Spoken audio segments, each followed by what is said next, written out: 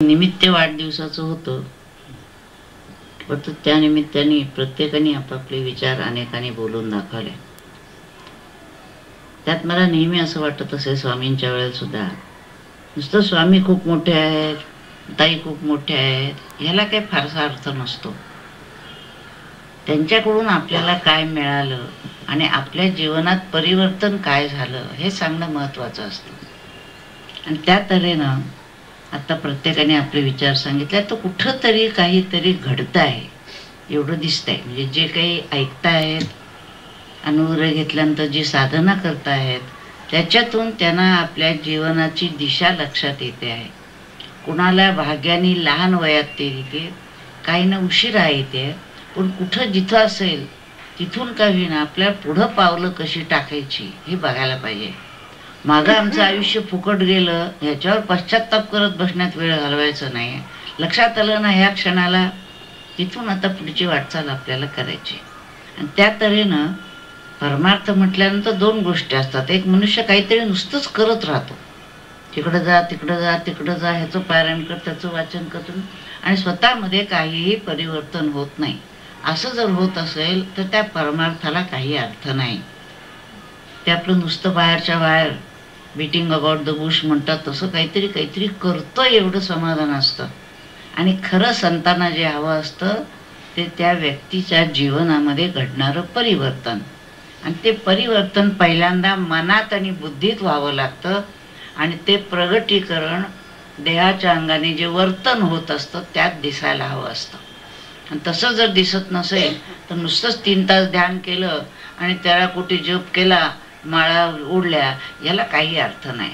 काहीतरी करण्यापेक्षा करतायत एवढंच आहे. पण जोवर मनात पालट होत नाही, बुद्धीत पालट होत नाही, तोपर्यंत त्याला परमार्थ म्हणता येत नाही. आणि परमार्थापर्यंत पोचवण्याचं काम त्यांच्या आज्ञेने ताईंनी केलं, त्यांनीच केलं. ताईने काही केलेलं नाही, करणारे तेच होते. परंतु जे झालं त्याच्यातून माझ्या आज लक्षात असं येतं की कुठंतरी मंडळींच्या साधकांच्या लक्षात येत आहे की आपल्याला हे करायला पाहिजे. आणि ग्रंथ वाचनाची गोडी लागली आहे, त्याचा अभ्यास करण्याची गोडी लागली आहे. आणि मला असं वाटतं की हेच काम महत्त्वाचं होतं, की त्या सगळेजण एकदम पालटणं ही गोष्ट शक्य नाही आहे. पण आपल्याला पालटायला पाहिजे ह्याची जाणीव होणं, त्या दृष्टीनं ग्रंथ आपल्याला मार्गदर्शन करतील हे लक्षात येणं, ते ग्रंथ कसे वाचावेत, त्याच्यावर चिंतन मनन कसं करावं आणि आपल्यात परिवर्तन कसं घडवून आणावं, ही दिशा एकदा कळली म्हणजे मग ताई असोत अगर नसोत, संत सारखे झाले तरी ते देखील काय सारखे असत नाहीत, अवतारी पुरुष देखील सारखे असत नाहीत. भगवद्गीता सांगितल्यानंतर मग भगवंतांनी योग्य वेळेला आपला देहही मूळ रूपात निघून गेले ते सगळं. परंतु ती गीता आपल्या हातात राहिली आणि त्याच्या अंगाने आपल्याला जीवन जगता येतं. तसं कोणी व्यक्ती ती गेली, आता त्याने सांगितलं त्याप्रमाणे मरण सगळ्यांनाच येतं, पण एखाद्याचं जीवन जर चांगल्या तऱ्हेने गेलेलं असेल तर ती व्यक्ती हवीशी वाटते. आणि काही काही व्यक्ती गेल्या ना, बरं झालं कटकट मिटली असं तर निदान आपल्याबद्दल म्हणू नये.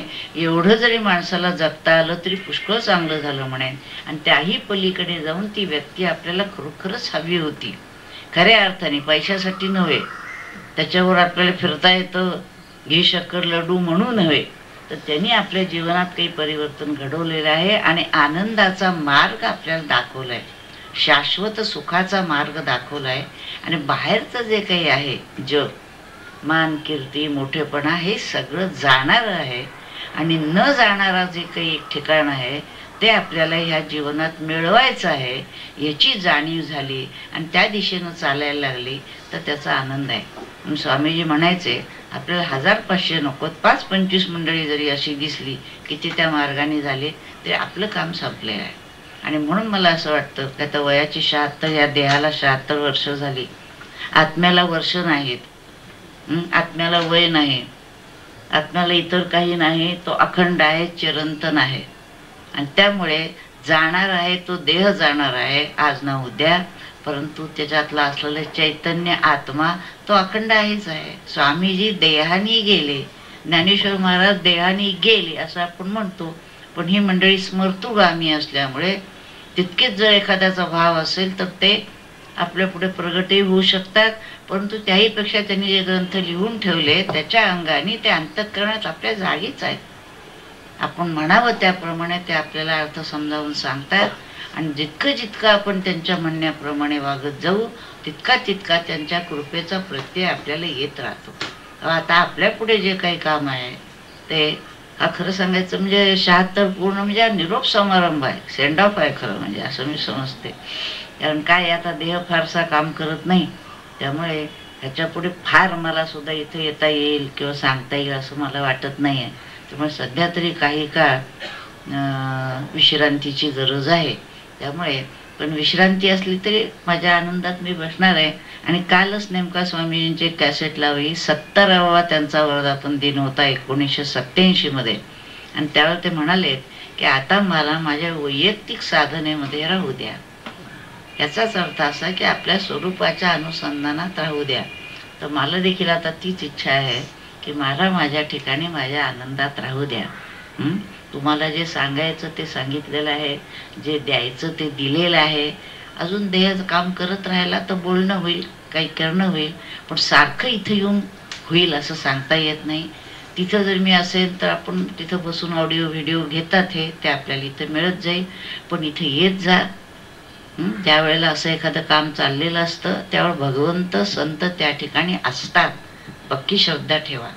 अमुक वेळेला अमुक वाराला हा कार्यक्रम आहे, ते तिथं आहेत, बघतात तुम्ही काय करताय ते. त्यामुळे आज स्वामीजी गेले तरी देहाने गेले तरी त्यांचं काम चालू आहे, तिथं तिथं त्यांनी करायला सांगितलंय तिथं तिथं चालू आहे. तसं आपण सर्वांनी हे कार्य चालू ठेवायचं आहे. याच्यामध्ये आपलाच स्वार्थ म्हणजे ज्याला परमार्थ म्हणतो तो स्वार्थ आहे. देहाच्या पातळीवरचा स्वार्थ नव्हे, तो वेगळा. पण हा जो आहे याच्यामध्ये आपलंही कल्याण आहे आणि इतरांचंही कल्याण आहे. त्यामुळे सर्व मंडळींनी ह्याच्यामध्ये सहभाग घ्यावा. ताई आल्या का नाही आल्या या गोष्ट महत्त्वाची नाही आहे. ग्रंथ आहेत आपल्यापुढे, कॅसेट्स आहेत, आपण करत राहायचं आहे. आणि जितकं जितकं आपण करत राहू तितकं तितकं आपण त्या सद्गुरूंशी त्या संतांशी एकरूप होत असतो, हे लक्षात ठेवा. आणि हळूहळू लक्षात येईल की निर्गुणाची उपासना याचाच अर्थ त्याच्याशी एकरूप होणं आहे. सगुणाची उपासना आपण करतो ती करायची आहे, तथापि एकरूपता जी साधायची आहे ती त्या निर्गुणाशी एकरूप होऊन जायचं आहे. आणि सगुणाशी एकरूपता याचा अर्थ देखील ज्या व्यक्तीला आपण आदरणीय समजतो, पूजनीय समजतो, त्यांनी ज्या प्रकारे आपलं जीवन घालवलं तसं जीवन आपल्याही देहाच्या पातळीवर आहार विहार वागणं बोलणं तसं आलं पाहिजे. अत्यंत प्रेमळपणा, नम्रता, त्याच्यामध्ये करुणा पाहिजे, सहनशीलता पाहिजे, सगळे पारमार्थिक गुण त्याच्यामध्ये येतील याचा कटाक्षाने आपण आग्रह धरला पाहिजे. आग्रह दुसऱ्यावर लादायला जायचा नाही, स्वतःकडे आपण बघायला पाहिजे. आणि जितकी जितकी अंतर्मुखता येईल तितकं तितकं आपण आत्म्याच्या जवळ जाऊ. जितके जितके आनंदात राहू तितके तितके आपण आत्म्याच्या जवळ आहोत सच्चिदानंद रूपात. आणि जितके आपण व्यग्रता करू, जितक्या गोष्टीचं विनाकारण दुःख करत बसू, दुःख करण्याजवळ आहे काय? ठीक आहे, बाहेरच्या गोष्टी क्षणिक आहेत. सकाळी आनंद आहे तर क्षणापर्यंत दुःख आहे, दुःख आहे तर त्याच्यानंतर आनंद आहे. ते बाहेरचं राडगाड असंच चालायचं आहे. त्या राडगाडग्यामध्ये आपल्याला शाश्वत आनंदाचा शोध घेणं आणि मी स्वयमेव आत्माच आहे या बोधावर पक्क राहणं हे आपल्याला करायचं. आपण देह नाही आहोत. व्याधी आला तरी देह आला, मला नाही, मी देह नाही. आपल्या अनेक वेळा आपण लक्षात ठेवलेलं आहे, पुन्हा पुन्हा सांगते की मी देह नाही, मी मन नाही, मी बुद्धी नाही, मी आहे तो आत्मा.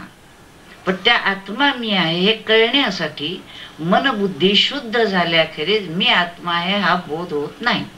आणि म्हणून बुद्धी ही शुद्ध स्वच्छ पवित्र कशी होईल ते आपल्याला बघायचं आहे. आणि त्यामुळे देह मन आणि बुद्धी हे जितकं जास्तीत जास्त आपण शुद्ध करत जाऊ तितकी तितकी आपली साधना चांगली चालली आहे तर समजावं. आणि आत्म्याचा प्रकाश, आनंदाचा, शांतीचा, समाधानाचा प्रकाश त्या देह मन बुद्धीतून असा प्रगट होईल की त्या जीवाला तर शांती मिळेलच, पण त्या प्रकाशामध्ये अनेकांना वाटचाल करता येईल. मग आपल्याला हे जर काम करायचं असेल तर स्वतःही त्या दिशेनं जायचं आहे आणि अनेकांनाही तो प्रकाश मिळेल हा बघायचं. केवळ आपल्या उद्धारापुरतं केलं तर ते पुरेसं नाही. स्वामीजीने पुन्हा पुन्हा सांगितलं, मला एकांत अत्यंत प्रिय असतो, मला लोकांच्यात यायला फारसं मानवत नाही. पण तरी स्वामीजींची आज्ञा होती की एकांतात सारखं बसायचं नाही आहे, लोकांच्यात जाऊन हे काम करायला पाहिजे.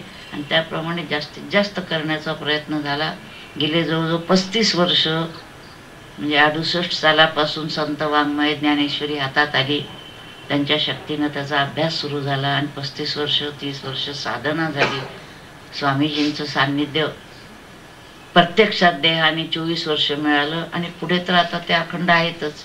त्यामुळे त्यांच्या सान्निध्यातच, त्यांच्या कृपा छत्राखाली हा जीव बसलेला आहे, विसावलेला आहे. तसं आपणही त्या छत्राखाली बसायचं आहे. शरणागती ह्याचा अर्थ देखील नुसतं नमस्कार करणं नव्हे. शरणागती ह्याचा अर्थ देखील भगवंतांच्या इच्छेशी पूर्ण एकरूप होऊन जाणं. तो जे करेल ते मानणं. दाय विल बी डन. आपले प्रयत्नांची पराकाष्ठा केल्यानंतर, प्रयत्न हे लक्षात ठेवावा की नुसतं काही करायचं तो करेल ते असं नाही. आपल्या प्रयत्नांची पराकाष्ठा केल्यानंतर जिथं थांबतो आपण, तिथं त्याचं समजायचं. आणि प्रत्येक गोष्ट करत असताना देखील अध्यात्म चेतस होऊन करायला सांगितलेलं आहे कर्मयोगामध्ये. तसं अखंड परमेश्वराचं अधिष्ठान लक्षात घेऊन, आणि ते अधिष्ठान बाहेर कुठं नाही, आपल्यातच आहे. सारखं त्याला विचारावं, आतमध्ये आहे तो बसलेला. त्यामुळे सारखं त्याला विचारून त्याच्या अनुसंधानाने ठेवून आपलं जीवन जगायचं. अशा तऱ्हेने जीवन आपण जगूया. आणि ह्याच जन्मात ज्याला पूर्ण होता येईल, लहान वयात लागला तर पूर्ण देखील होता येईल. 30-40 वर्षाची आपली साधना मिळाली आपल्याला योग्य दिशेनं, तर तो सांगूही शकता नाही एखाद्या याच्यात जन्मात होऊन जाईल. नाही झाला तर पुढच्या जन्माला आपलं घर गाडी बरोबर नेता येणार नाही, दागदागिने सगळे इथेच ठेवायला लागणार आहेत. पण जेवढी साधना करू तेवढी साधना करून पुढच्या जन्मी लहान जन्मात चटकन आपण त्या मार्गाला जाऊ. त्यामुळे गेलेलं आयुष्य कसं गेलं ह्याच्याबद्दल पश्चाताप करण्यात पुन्हा रडत न बसता, जे झालं ठीक आहे, आता इथून पुढे मला वाटचाल करायची, असं लक्षात ठेवून आपण वाटचाल करावी. आणि जे जे सांगितले ते लक्षात घ्यावं. आणि त्याप्रमाणे सांगायला मधून मी सांगितलं, फोनवर 2 मिनटं बोलायला हरकत नाही ठराविक वेळेला. आणि तशी मी तिथे आहे, नाही असं नाही, जोपर्यंत असेल तोपर्यंत. पण मात्र आधी ठरवून ठराविक वेळ जर आलं तर तिथं माझी भेट होऊ शकेल. तो जास्ती आता उठून बसणं येणं वगैरे मला माहीत नाही. सध्या तरी निदान 1-2 महिने जरा थंडी बिंडी मला फार वाजते म्हणजे देहाला. तर जरा 1-2 वर्षे मी इथं नाही आले तरी तुम्ही सर्वांनी आपापल्या घरी साधना करा, एकमेकात भेटा आणि एकमेकास करू सहाय्य, अवैधरू सुपंथ हे लक्षात ठेवा. नाही तर पंथ कसलेही धरतातच, तसा नाही. सुपंथ याचा अर्थ गीता ज्ञानेश्वरी दासबोधांनी सांगितलेला पंथ हा सुपंथ आहे. त्यामुळे त्या दिशेनं काय करायचं आहे हे लक्षात घ्या आणि करायचं आहे. नुसतं बोलायचं नाही, नुसतं बोलून काही होत नाही. आधी केले आणि मगच सांगितले. बोलण्यासारखे चालणे, स्वये करूने बोलणे, तयांची वचने प्रमाणे मानते जगी. आपण करून बोललो म्हणजे अनुभवाचं ज्ञान असतं, त्याचा परिणाम लोकांच्यावर होतो. आपण अनुभवातून त्यांना सांगू शकतो, असं होत नाही मग असं कर, हे नाही होत असं कर. पण कर, जिद्द पाहिजे. परमार्थात महत्वाकांक्षा नाही, ते राजकारणात महत्वाकांक्षा. परमार्थात शरणागती भगवंताच्या ठिकाणी. बॉसला शरण जाणं म्हणजे शरणागती नव्हे. तो बॉस कसला असेल कोणास ठाऊक सांगता येत नाही. तर तशी नाही, संतांना भगवंतांच्या ठिकाणी शरणागत होणं, प्रार्थना करणं आणि माझी मनबुद्धी भगवंताच्या ठिकाणी राहू दे असं लक्षात ठेवणं. आणि त्यामुळे परमार्थात कोणी झाला म्हणजे मी झालो ऐसे म्हणे तो काहीच नाही, म्हणजे झालो असं म्हणायचं नाही आहे. साधकाने अखंड साधना करतच राहायचं आहे. तसं त्याप्रमाणे मी देखील आता आपल्या अनुसंधानात जास्तीत जास्त पडता येईल असं बघणार आहे शांतपणाने. तसं आपणही साधना करावी आणि असं सांगावं की मला असं असं ध्यान जमायला लागलं, मला सगळ्यात आनंद होईल. मला तुम्ही असे पैशातून पुडकं आणून दिले, करायचं काय ते ठीक आहे, कामासाठी लागेल ते. पण एकेकाने जर सांगितलं मी ध्यानात रंगायला लागलो, नामात रंगायला लागलो, माझ्या जीवनात पालट व्हायला लागला, तर त्याचा आनंद मला जास्त होईल. ठीक आहे, एक जे रोप बी टाकलं होतं त्याचं रोप यायला लागलं, दुसरं बी टाकलं रोप यायला लागलं. असं काय काय दिदी सांगतात, त्यांनी असं म्हटलं त्यांनी तसं म्हटलं. म्हटलं ठीक आहे, त्याच्यावर परिणाम होतो आणि त्याचं जीवन पालटत आहे ना, स्वामीजींचं तेच सांगणं होतं, एक एक व्यक्ती घडवणे आपलं काम आहे, संस्था काढायचं नाही. मोठ्या मोठ्या संस्था काढले ते कामं करणारे करतील, आपण त्याच्यामध्ये व्यक्ती घडून त्या ठिकाणी काम करायचं असेल कुठं तर जायचं आणि ह्या पद्धतीनं काम झालं पाहिजे. आपलं काम उत्तम व्हायला पाहिजे, प्रामाणिकपणाने व्हायला पाहिजे आणि भगवंतावर अधिष्ठित, आध्यात्मिक विचारावर अधिष्ठित काम व्हायला पाहिजे.